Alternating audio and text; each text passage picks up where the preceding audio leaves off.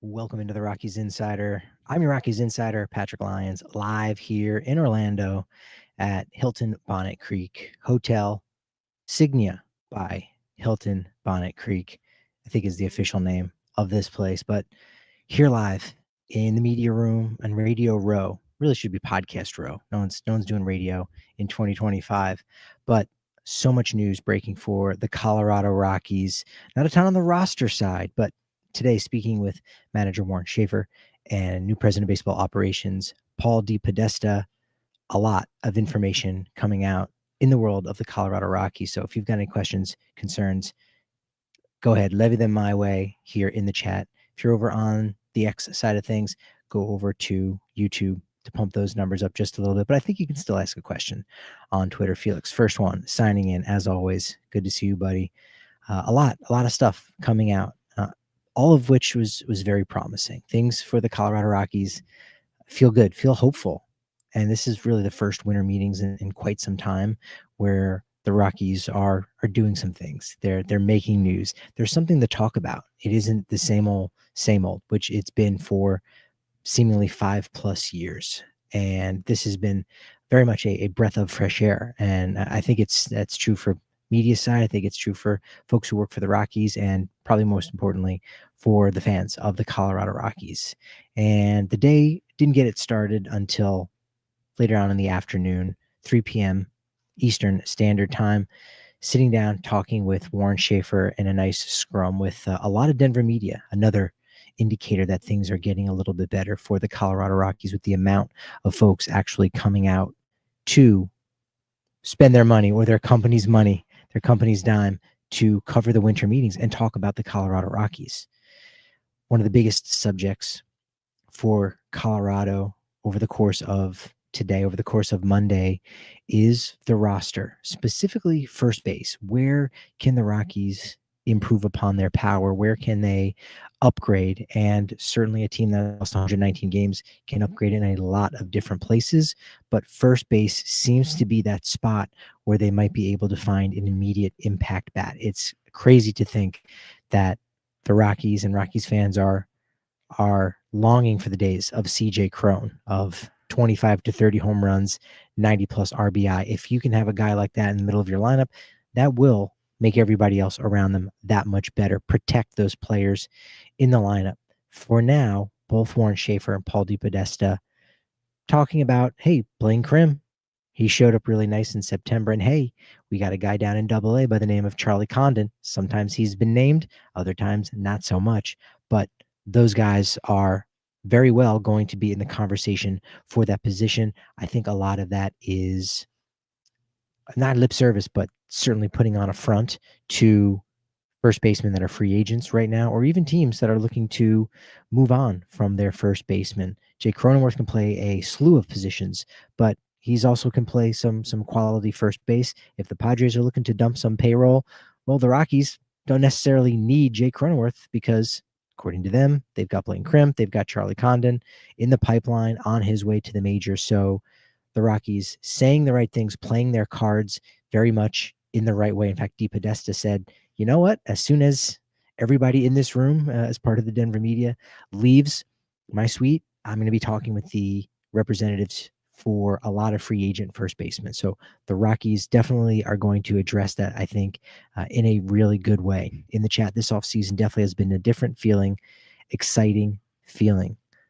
For sure. Can't deny that. So there's going to be competition. And that's the thing, whether it's Crim, Condon, or a third option. Troy Johnson, we know, is on the 40-man roster, or maybe you don't know that name very much, but he was selected off waivers from the Miami Marlins.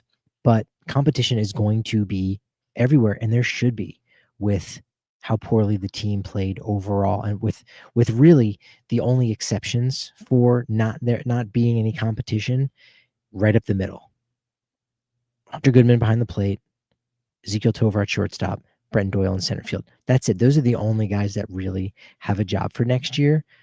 This wasn't discussed exactly, but even if you look at the starting rotation, it's probably Kyle Freeland and it's definitely Kyle Freeland, but it's probably Chase Dollander there. And if Ryan Feltner is healthy, then he is going to be in there. Other than that, it's completely wide open. Apparently, Ryan Feltner is recovering well, which is good to hear, because I think he could be a major catalyst for getting the Rockies back to somewhat respectability. Right, 63 wins isn't going to be respectable because you lost 99 games, but that's a major turnaround in terms of wins. So I think a healthy Ryan Feltner is going to be big, and so far he has sounded like he's been healthy.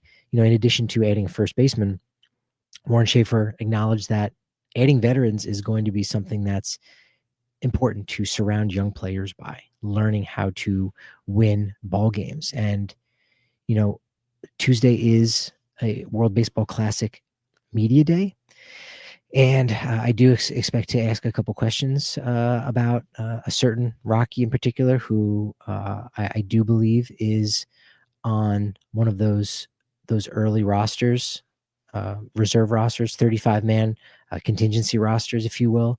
So I am curious about that. And I actually asked Schaeffer as we were walking to Paul DePodesta's suite about the World Baseball Classic. And hey, would you rather those guys, come to camp to get all the ducks in a row your first year? And Schaeffer was quick to virtually shut me down and say, no, I want those guys to go out there. I want them to play. And of course, after thinking about it for a while, I thought, for virtually this entire roster right now, the 2025 Colorado Rockies that are coming back for 2026, they don't know how to win. And so if they're going to go and play for their country, they have a chance to win some meaningful ball games and maybe even win a championship, something that so many of them have not done as professionals.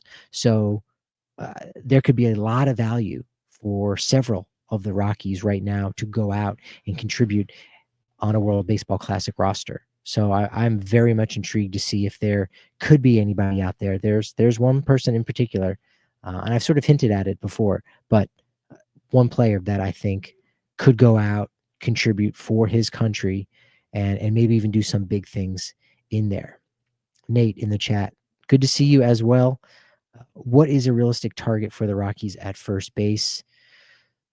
I sort of joked that Luis Ariz could be that player that the Rockies would sort of stamp the Daniel Murphy label upon and say, oh, if this guy is already won 2 batting titles for 2 different franchises, that he comes to Coors Field, he's more likely than not going to win another batting title. And the Rockies don't need someone to win a batting title, but they do need somebody to make contact. That is something that they are looking to do. They want to put the ball in play. They want to put more pressure on the defense. You don't get killed by home runs at Coors Field, because they can go both ways. It's death by 1,000 paper cuts. It's the singles that drop in that should be outs. It's the singles that become doubles, the doubles that become triples, right? So having a guy that can provide a lot of contact and even provide an approach that can help everybody in the entire lineup, that's got a lot of value. So I think Luis Ariz might be at the top of that list, and I don't think he's going to be that expensive. Even if not, Josh Bell's name has been out there, Nathaniel Lowe. There could be other trade targets. As I said, I wouldn't count out someone like a Jake Cronenworth if the Rockies won't go on and take a bad contract on in order to acquire some prospect capital. All of those things could be potential. Luke in the chat on YouTube, sad to see Bernabel go, but I was glad to see some decisions made quickly on some question mark guys. In fact, that was a question that was asked to Warren Schaeffer on Monday about moving on from the likes of not just Warming Bernabel, but Drew Romo and Michael Toglia, maybe more importantly. And Schaeffer had one, this was one of the better responses to a question was, I like the establishment of direction. It's something we can all get behind, because under Bill Schmidt, there was not any establishment of a direction. There were hints, there were rumors of, we're going to kind of we're going to try to get better. We got to get this guy better. We got to get healthy. No real game plan as to how to improve those areas of need, how to make progress. No actual game plan. Talk of getting better, but what was the game plan? And I think, moving on from some of these players that the new administration, or maybe even some people in the old administration whose voices weren't heard and have since been elevated, these guys are not a part of the future. So let's let them go rather than hang on to them, hold on to them, because Bill Schmidt, who was the general manager, drafted these players when he was head of the draft department, right? Head of scouting. So now there's not that relationship, and it's just a matter of, what have you done for me lately? What are you going to do for me in the next couple seasons? And if you're not going to be providing value, then you are just blocking the path of somebody else, of somebody that can contribute to wins and losses in 2026. So this is an indication that it's not going to be the same old with the Colorado Rockies by no two ways. While the innocent saying Rhys Hoskins would fit well at Coors Field, he certainly could be one of those guys that would mash. But look, first base isn't a position necessarily where you are going to get a lot of contact and a lot of high average. But one of the things that Paul DePodesta said was, strikeouts aren't all bad, right? If you are providing power and you are driving in runs, you will take 80 plus strikeouts, maybe even 100 plus strikeouts if you're getting a lot of production. There are plenty of players that you look that lead the league in strikeouts that are still providing a lot of value because they're hitting for power. But if you're not hitting for power, you simply cannot strike out. Bottom line. Schaeffer was asked about taking advantage of Coors Field immediately, and this goes back to what we've been talking about: putting the ball in play, more contact. That is a huge piece. Chase Dolander's name came up, and Schaeffer said he's going to be a really good pitcher. And when you look at his numbers, when they were on the road, his ERA was just a little bit above 3. It was only at Coors Field, which is going to be half of his games, where he was really bad, an ERA north of 9. So he's got a lot to learn. And it was said, in spring training or early on that, there's not that much that he can learn at AAA, if anything. So he can get his teeth kicked in Albuquerque, or he can get it kicked in Denver. And he got it kicked in Denver. So be it. He's going to learn from that. He is going to have a bounce back in his sophomore year. I do firmly believe that. And Schaeffer is of that belief as well. How about Chris Bryant? On the road to recovery, that's about it. Not much to say. There was a follow-up question about preparing for Chris Bryant, right? How do you plan for him? Do you plan for him to be on the roster and contribute, or do you have to plan for him to not be anywhere near playing shape? And the answer was essentially plan in a couple ways, right? Try to have the contingency plan for both scenarios. Although I think everyone firmly believes that he will not be returning and we will not see him play for the Rockies again. Could we see him in a Rockies uniform standing along the first baseline? Perhaps. That would then mean he would get introduced during the home opener. I don't know. We'll see what happens. Hunter Goodman, I asked about what he needs to do in 2026 beyond just repeating his 2025, which again, that would be great if he can repeat what he did in 2025. Even if he was, say, 90% as productive, that's huge. That's critical to have 2 seasons like that out of your catcher. But Schaeffer ultimately saying becoming more of a leader and showing those leadership capabilities. His teammates are looking at him like a leader. That's going to be critical for Hunter Goodman going forward this season. It was also followed up if he'll continue to be used as a DH type on off days. And yeah, Schaeffer's looking for Goodman to be in that Cal Raleigh type role, not Cal Raleigh production, because look, nobody except Cal Raleigh has produced 60 home runs out of the catcher spot as a switch hitter. So I think they're going to continue to try to find creative ways to get off days for Hunter Goodman. And with only 2 catchers right now currently on the 40-man roster, Goodman and Braxton Fulford, I am kind of curious to see if maybe they go the catcher route for the Rule 5 draft. And going 3 catchers is not very common amongst major league teams in 2025, 2026. But if you've got a guy like Goodman who can also DH, maybe that changes the math just a little bit, right? And if you're getting much better productivity out of your starting infield, then maybe you only need 1 utility infielder. And maybe that utility infielder can play the outfield as well. So you can have that luxury of going with 3 catchers when one of those catchers is a Silver Slugger Award winner. you've got that. The bullpen, one of the biggest strengths. I asked about Seth Halverson, whose season ultimately ended on August 2nd with an elbow strain. Apparently, Seth Halverson feeling great. Coaching staff, moves are being made behind closed doors, according to Warren Schaeffer, and we learned a little bit more late on Monday night with a second confirmation about a new pitching coach. I'll get to that in just a moment. Paul DePodesta, talking in his suite, was asked about the coaching staff. Obviously, that's the real next major to do. Certainly the roster needs to be improved, but there needs to be certain coaches in place. Warren Schaeffer is going to be a big part of picking his coaching staff, which he has done with the pitching coach. I'll get to that in a moment. But DePodesta says that ultimately they need to reimagine leadership at both the MLB and the MILB levels.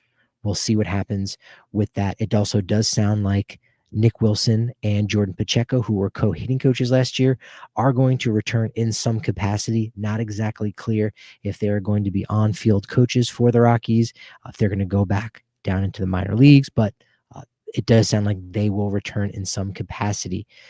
Fireworks for the Rockies. They ultimately, really since the 2000 winter meetings, when the Rockies signed Mike Hampton, Rockies have not made a ton of fireworks, virtually none. There was a document that was shared for everyone at the winter meetings about big splashes and moves made at the winter meetings in years past. And so I did a Control F on all of those major moves, and there really was none. But one of the biggest ones, I guess, in the last decade was when they signed Jason Mott and Chad Qualls on the same day. Like maybe that was big.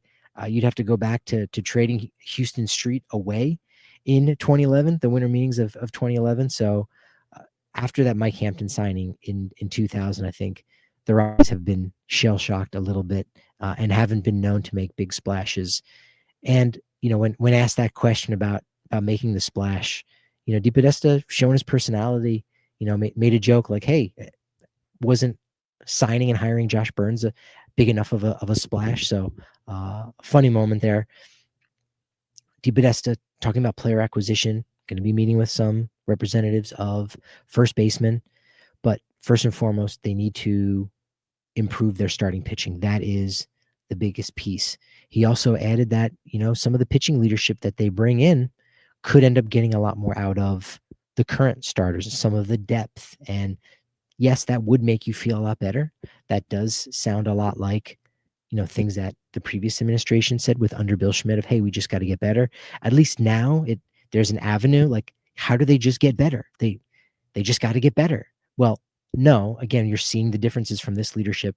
Well, if we get a new pitching coach or pitching coordinator that can see certain things and use various analytics and use his eye to say, hey, try this, not that, we might be able to get a lot more productivity out of our starting pitchers. And you go, oh, okay, that's how you actually, quote unquote, do better, right? Position players, sounds like they've got some flexibility. That could be an area where maybe the Rockies are able to make a trade and deal from some of that relative depth. I don't think it's a ton of depth, but it's certainly more of a depth than the starting rotation is right now. Speed is an area that the Rockies have talked a lot about, stealing more bases. DePodesta pointed out that speed doesn't just show up on the bases, it also shows up on defense. You do have that certainly as an option in terms of contributing to the team in more ways than one. Willie Castro, a player that Jorge Castillo is reporting Colorado has interest in, along with Atlanta, in Pittsburgh. Did steal 33 bases in 2023. He's a few years away from that. Was an all-star with the Twins in 2024. Was a little bit all over the place in 2025. He might be a more affordable option than a player that I floated, a Ramon Urias, as being that guy that can play some middle infield, be the utility infield type guy that can steal bases at the same time. We'll see if Willie Castro ends up landing with the Rockies.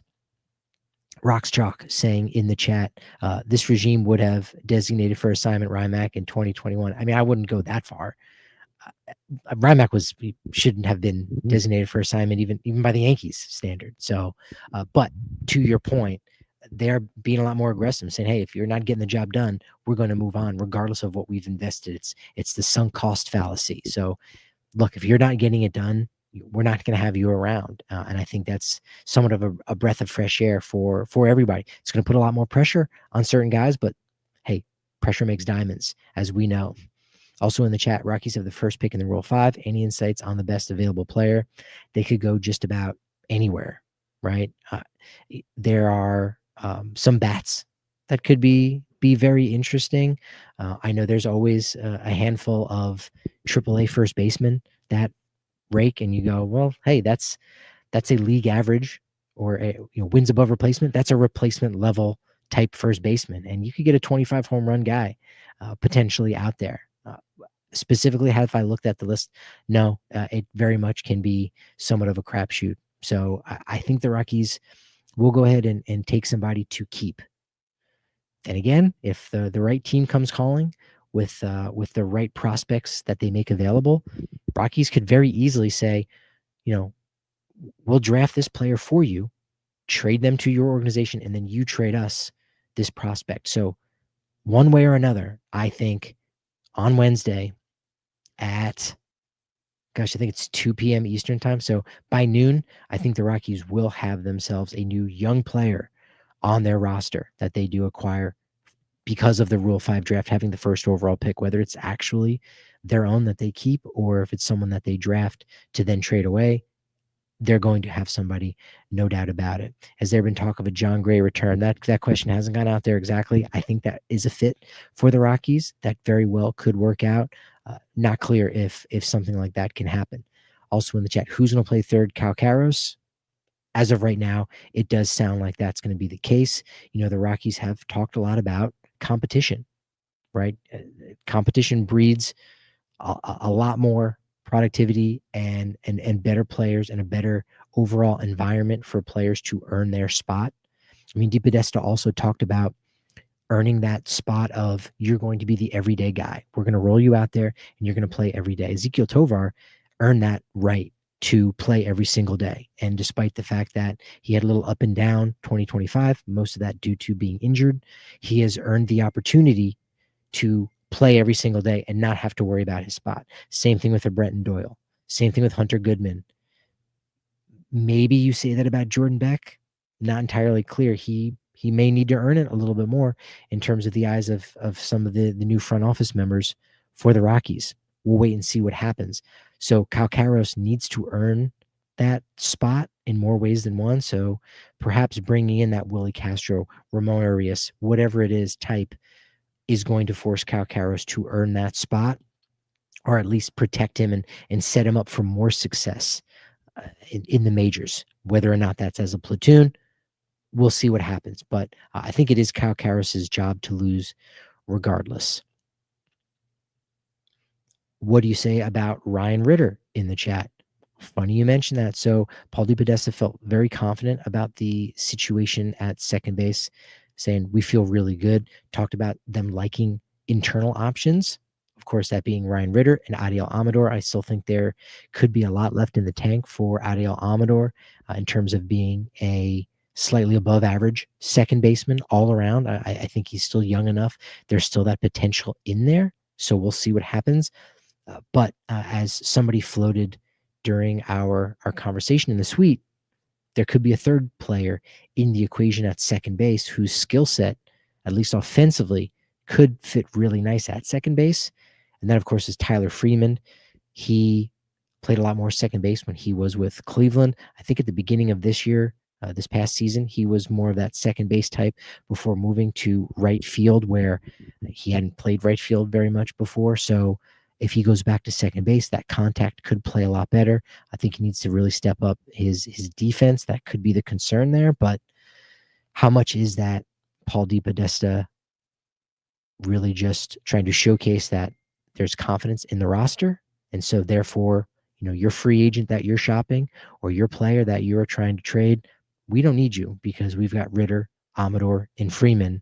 And that's going to really, really help the Rockies in their negotiations to avoid, getting fleeced or to avoid having to overpay. And it's nice to know that the Rockies are in these conversations. Calls are going both ways. And, the Rockies are listening on players. That was another one of the questions that I asked Paul DePodesta is anybody untouchable? And he said, look, we're not in a position right now to not listen to offers on everyone. Doesn't mean they're actually going to do that. It also has to be a good fit, has to be a win for the Rockies and their future. So I think it's probably unlikely that we see a trade of that magnitude. The one exception right now I think would be Brenton Doyle. DePodesta said there's a lot to like there, and I think we all know that under normal circumstances, like we saw in 2024, and even through much of the second half, you saw who Brenton Doyle is, and I think he's going to be able to get back to that. But there was, I'm not sure if you saw on MLB.com an article written by Mike Petriello about there being a shortage of right-handed hitting outfielders. Since the shift went away and the shift was banned, we're seeing a lot more at-bats go to left-handed hitting outfielders because now those balls they were hitting to the right side that were a 4-3 put out with the second baseman in shallow right field, now those are becoming base hits, or they're base hits up the middle. So teams that are interested in acquiring a right-handed hitting outfielder, teams like the Royals, first and foremost, they're looking to add a right-handed hitting outfielder, and Brenton Doyle checks that box, especially for the Royals, who play in the largest outfield in the American League. So Brenton Doyle, I think the market for him is going to be really, really high. And if the Rockies are serious about this rebuild, despite the fact that Brenton Doyle does still have 4 more years of team control, so he should be around through the end of the 2029 season when, by that point, you think the Rockies are going to be pretty good, right? Not pretty good, like 90 win pretty good, but like they're going to have worked out a lot of kinks. They're going to have a lot of answers for the glaring questions that they've created themselves over the last 4+ years. And so they're going to be in and around 500. So they're going to be a wild card contender at that point. Don't you want Brenton Doyle around? But it would only be for that 1 year of 2029 or 2028, 2029. Also, by that point, he's in his 3rd and 4th year of arbitration. So he's no longer making the league minimum or a couple $1,000,000. Now he's going to be a lot closer to $10 million. So that's all part of the algorithm and part of the questions and that the Rockies' new front office has to answer and say, he's a fan favorite, but fans also like winning ball games. And so let's give them that. Right, let's give that to them. The fans is a more of a winning culture. Rockies want to change that culture, and this could be one of those ways of doing that. And that would be a change from how the Rockies have operated in the past, about making it more about the fan experience of that comfortability of knowing who's going to be in that lineup 1 through 9, or who the starting pitcher might be, versus just I don't know who's going to be in the lineup from day to day. But I know they're good. They're a good team, and they're going to be an exciting team. They're going to put the ball in play, and they have a good chance to win today. That's what I care more about than being familiar with, half or 3/4 of a roster. That's where I think we could see this regime shift, right? This culture shift as to what's important for the Colorado Rockies. Pitching in altitude was a discussion. How much of a mad scientist are you? I think it might have been Drew Goodman that asked that question. And very open-minded is ultimately what we heard from Paul DePodesta. Everything is on the table. And I think we're seeing that with the decision for the Rockies in adding a pitching coach, a big one, a name you might not be familiar with, Alon Leichman, who was the assistant pitching coach for the Miami Marlins last year, was with the Cincinnati Reds in 2023 and 24 in that same assistant pitching coach role. Before that, he was a minor league pitching coach for the Mariners, and lo and behold, back in 2022, was the pitching coach in the Arizona Fall League the same year that Warren Schaeffer managed the Salt River Rafters. So a little bit of a connection there between Leichman and Warren Schaeffer. Now, Leichman was a part of some innovation last year with the Miami Marlins. Both he and the pitching coach, Daniel Moscos, were calling pitches from the dugout late in the season, which is a rarity amongst MLB teams. And Jansen Junk even went out and was outstanding against the Texas Rangers late in September in the middle of a 7-game win streak that actually saw the Marlins sweep the Rockies in 3. Marlins finished out the year 12-4, trying something different over the final few weeks of the season, and it seemed to work wonders. Doesn't necessarily mean that's going to work here in Colorado, in Denver, at Coors Field, but it just goes to show that this gentleman, Alon Leichman, who has a very interesting background, first and only coach from Israel, born and raised there. But Leichman was a part of innovation in Miami. Rockies are looking for more innovation right now, and Leichman could be that answer. So certainly not the traditional old school baseball coach or pitching coach or hitting coach we've seen the Rockies go with in the past. Now they are trying to, and according to sources, are going to acquire, sign, hire Alon Leichman to be their pitching coach, a young pitching coach on the rise. So again, another change for the Rockies that's very interesting. That's making you think, okay, the Rockies are doing things differently right now. They're doing a lot of different things. One of the final questions that I had for Paul DePodesta, who talked about Tovar being an important piece and that up the middle of Goodman, Tovar, Doyle, which is very good. Also touched on Jordan Beck getting to, another level despite, some varied success, right? In the majors this past year. DePodesta pointing out that in his 10 years since he left baseball, that jump from AAA to the majors has never been a higher jump. It's never been more difficult. And the goals for 2026, according to Paul DePodesta, is building an infrastructure.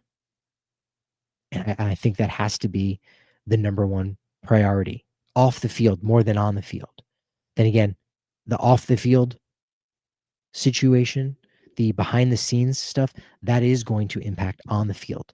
It's just going to take some time to do that. We're not going to see a lot of that in 2026 immediately. And that's the one thing I would push back on for any fans who might be irritated if there is going to be a fourth season of 100 losses. And right now, it's still with a lot to go, but we're not there yet. That hasn't happened. What has happened so far is still not enough to say the Rockies are not going to lose 100 games next year. The roster's not there. But there is an infrastructure there that could take much of the roster right now and make them a team that wins 63 or more games in 2027. So if the roster changes in 2026, maybe they become a 63-win team in 2026. And then in 2027, we look for them to make that jump into the 70s. And all of a sudden, 2028, you're going, okay, if you're around 500, you're also around the final wildcard spot. You saw the Cincinnati Reds get in with only 83 wins. It is possible. It is very much possible. But my last question that I asked was about the Rockies getting in on the market over in Asia because they've not been players. They've not had boots on the ground. And Japan and Korea are baseball hotbeds. And we're seeing not just players that are Japanese coming out of the NPB or Korean players coming out of the KBO, but we're also seeing American-born players who go over to the KBO or the NPB and have a lot of success and then come back to the States to sign rather lucrative contracts. And the Rockies, because they don't have a presence right now in Asia, they're missing out on an opportunity, and they need to get better at player acquisition in every way possible. This would be one of those ways. So DePodesta is saying, yeah, they want to ramp up those efforts on the international side of things. In the chat, Felix Wild the Innocent, appreciate you guys over there. I did want to talk more about Barry Larkin, but I'm going to get to that another day. Really made a compelling case as to why Orlando deserves to have a major league franchise. I still think they're on the outside looking in, but he said enough of the right things to suggest that maybe Major League Baseball could come to Orlando at some point. Might not be expansion, might be more like a relocation, but a lot of compelling things coming out of the mouth of Barry Larkin to change my perspective. Is it enough to change Major League Baseball's perspective, or or the owner of a team looking to make more money elsewhere in whatever city that they are currently in, that remains to be seen. But I'll have to talk about that another day this week. At Patrick D. Lyons on X, at Patrick D. Lyons MLB on TikTok and Blue Sky. Appreciate everybody dropping by here on the Rockies Insider channel on YouTube. There's nothing fancy behind me, unfortunately. This is just the wall of the media room. So you're not seeing anybody walking by, any players, any coaches, other reporters. So you're not really missing out if you're listening to this one on the audio. Not to say that my home studio is that much better, but maybe not what you were hoping for when I said I was going live from the winter meetings. It's just a wall. That's about it. So appreciate you dropping by. Appreciate all of your momentum. But unfortunately, as you know, it's only as good as my next show. So of course, I'll talk to you tomorrow.